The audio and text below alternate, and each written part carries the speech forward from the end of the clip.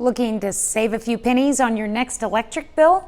Howard has the perfect recipe that's packed with flavor. We're making slow cooker French dip sandwiches in the Mr. Food Test Kitchen. When I talk to many of you, I often hear how much you love your slow cookers, especially during the summer, and so do I. After all, nothing beats cooking all day long without heating up our kitchens. So let me share a comforting dinner idea that you can make as soon as tonight. We begin by placing a 3 to 4 pound chuck roast in a slow cooker. Next, we combine some beef broth, soy sauce, and a few off-the-shelf spices.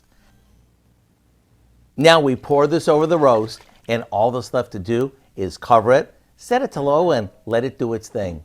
After it's fork tender, we take it out, place it on a board, and shred it with a couple of forks. Like this. Now you can use the meat however you'd like, but my favorite way is to serve it stuffed in crusty rolls with all the pan drippings. Does this look good or what? And it couldn't get any simpler. When you dunk this into the rich beef broth or spoon the broth over it, be ready for a flavor-packed bite that may get a bit messy, but all in a good way. To get the recipe for our slow cooker French dip sandwiches, all you need to do is visit our website. I'm Howard in the Mr. Food Test Kitchen, where today we found a tasty slow cooked way for you to say, ooh, it's so good. Does look tasty. You can find this recipe along with a lot more good food from the Mr. Food Test Kitchen online.